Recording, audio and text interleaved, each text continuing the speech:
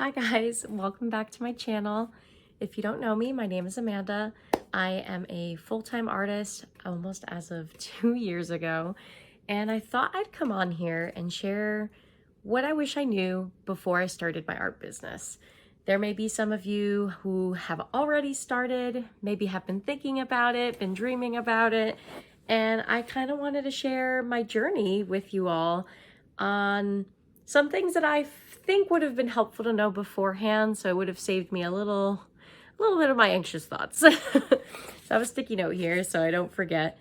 So first thing I have on here, there will be a lot of judgment and a lot of opinions about how you should run your business. Whether this be, could be coming from friends, family, other potential business owners that you come across, maybe at art festivals or holiday markets, wherever you may be running your art business. When I first started my art business, a lot of people were sharing thoughts on I should open up my own storefront, or how I should really be working on doing pet portraits because there's money in the pet business, or I should, open up a store, sell art supplies. I should go into restaurants and bars and ask them if they're looking for paint and sip class instructors. And again, no one is going to know exactly what it is that you want to do with your art business. And honestly, I was kind of in a place of not really knowing either what I wanted my art business to look like. So that first year, honestly, I'd probably say year and a half. And mind you, I'm almost at 2 years right now. First year and a half, I was just testing out everything, any potential art niche business I could go in. Pet portraits, murals, teaching paint classes, live wedding painting, art festivals and markets. And yeah, honestly, I tried it all. But I knew that anytime people were kind of giving me their opinions or their thoughts on what I should do, I kind of just knew deep down that that's not really what I wanted to do. But I understand that they were just trying to help me out. They want to see me succeed. But your perspective of success or what it is that you want may look different from what I would want. So please, if you ever start your art business, and of course we want to share with our friends and our family what we're like looking forward to, but just keep that in mind. Don't be swayed too much or feel discouraged by people's thoughts and judgment. Because when I initially, quit my job 2 years ago without a plan other than starting my art business, people were definitely like, you're crazy. But I assure you that you're not.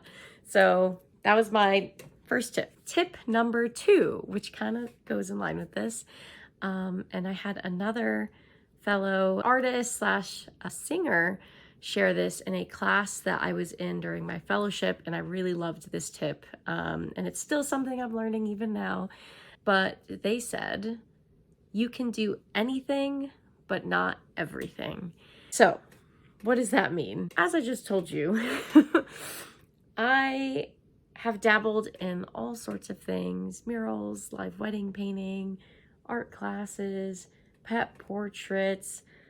It's hard when you're juggling so many different avenues of art because, and this could be a whole video in itself, and maybe I'll talk about this later because I even struggle with this now. Artists typically are told to niche down.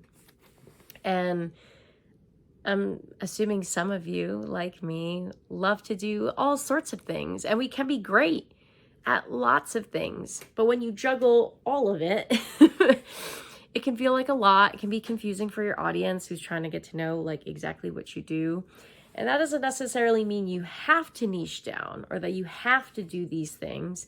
I think this phrase of you can do anything but not everything, how I take that is it's okay to say no.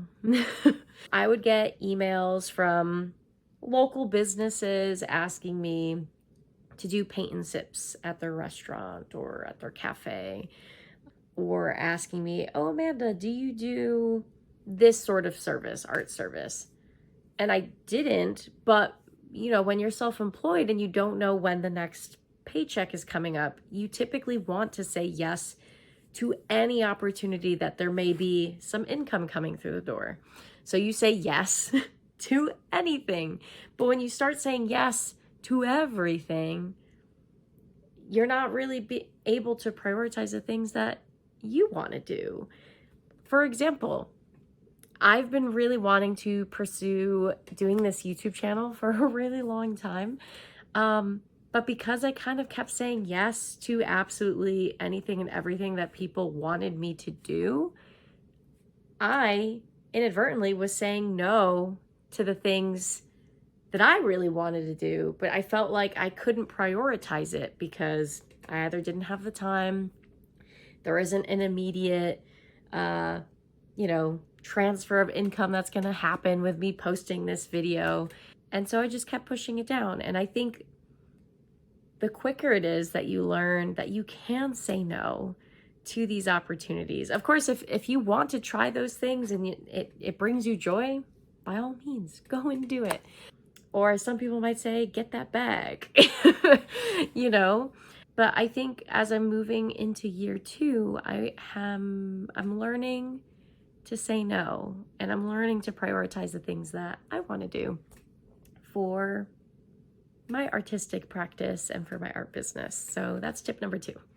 Tip number 3, what you don't share on social media, people won't really know about. And maybe that sounds obvious, but the first year of me doing my art business, I would do a lot of pet portrait commissions. So my Instagram feed became essentially a portfolio of all of the pet portraits I had done. And I remember feeling incredibly burnt out. I love painting pets, don't get me wrong, but it doesn't exactly itch this like creative scratch I have in my brain of wanting to do more challenging things. And I wanted people to know, like, hey, I also do other types of commissions, or hey, I also have like some original paintings that are for sale. But if you scroll on my Instagram, it wasn't anywhere on the grid. So how are people to know? People only knew me as the pet portrait artist. So those were all the inquiries that I was getting. So as I passed the first year, so now I'm going into my second year of doing art full time, I stopped posting about the pets and I was doing more murals, more live wedding painting, pet classes, oh my gosh, art classes and courses that I was teaching at local art stores.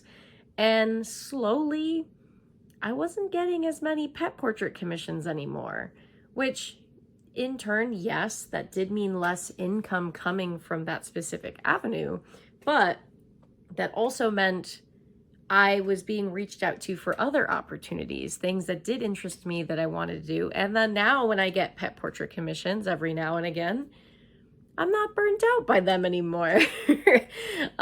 So I guess just keep that in mind. Like, you may know all the things that you're doing, but if you're not documenting the process or shouting out into the void that is social media, hey, I'm doing this thing, people aren't really gonna know. So just be mindful of that. And hypothetically, let's say you don't want people to ask you about pet portraits, then don't post it on the grid. Do not post it. People will want the things that you share and are going to know the things that you share. So I guess be mindful about what you share and what you don't share. All right, tip number 4. You are definitely going to be working way more hours than your typical 9-to-5 job. But caveat being, it won't really feel like work. And that's what I really love about doing my art business as a full-time self-employed person is for me, it always feels like, okay, I'm tackling the next goal. What it is that I want to do? How do I want to grow as an artist? What are these new challenges I want to face? But that can also sometimes lead to some loneliness because you don't really have coworkers that you're working next to, and you're kind of in your own little bubble, which some people thrive in that. I'm someone who really likes to converse with people. So I find myself, I would like FaceTime my friends or my siblings a lot, which sometimes would tie into my work schedule a bit. And then I ended up working a lot later in the day versus earlier in the day. So yeah, so just be mindful. You're definitely going to have to work a lot harder, a lot longer. But if this is something that sparks joy, it won't really feel like work. But along those lines, you also need to be very mindful about time management.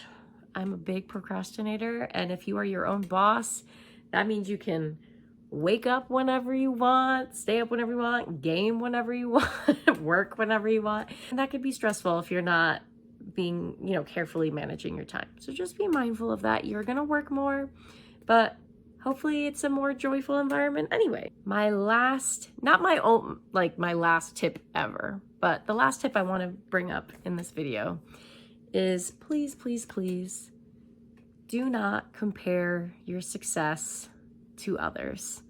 So obviously with social media, it can be really, I don't know, anxiety inducing. Like if you don't feel like, oh, my post didn't do so well, or I had a shop update, but I really didn't get many, if any, purchases in my shop.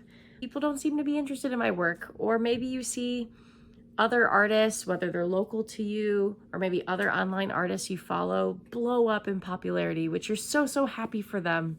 But maybe you start to wonder, but what about me? I've been posting for X amount of years. Why have I not seen a similar growth?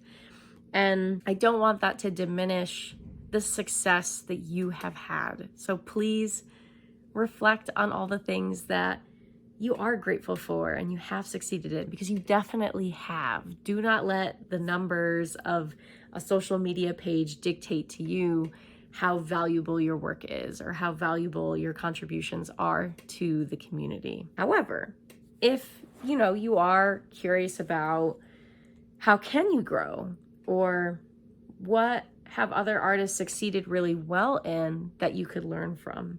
So take that, the time to maybe scan through people's websites, through their Instagram pages, the content that they post. How do they interact with their community? And is there something that you can try out in your own sort of posts or your own website, so that it can reflect a little bit more of maybe what your intended goal is? You can also learn from folks of how you don't want to do things, because obviously what they're doing works for their audience, but maybe your audience is a little different. Maybe you're trying to attract different types of customers. So just be mindful of that. Definitely, I think in the art world, it's unfortunate. I think there's a big feeling of competition that can exist, whether that be online or locally. And I think it's really important that we do not see each other as competition, but as community, as resources to each other. Don't feel like you have to gatekeep your skills or your techniques that you've learned. Be willing to share with others and become friends with other artists, because like I said before, this can feel really lonely, but if you're amongst other artist friends, other artist business owners, they get it. They absolutely get it. So become friends with them and just keep making art. I didn't write a tip number 6, but it's keep creating. Even when you're stressed, even when you're tired, although definitely get some rest. Keep creating art for yourself. I definitely had some moments where weeks would go by and I did not create anything for myself. Sometimes months would go by. And I think it's incredibly important to, what's the word I'm looking for? Prioritize filling your cup for your own creativity. That way you can continue sharing your art with the world, and it's just important for your sanity and for your joy. Please keep creating. All right, so that's all the tips that I have for today's video. I hope this was helpful. Please let me know if you have any other questions at all, maybe about the art business world or just creating art, putting your art out into the community. And yeah, I would love to learn more. Say hello if you're also a fellow art business owner. Would love to become friends. And yeah, if you like this video, would appreciate if you give it a like, if you can subscribe so that you can follow along for other art tips in my art journey. And I hope you have a wonderful rest of the week and a happy new year if I don't see you before then. Bye guys.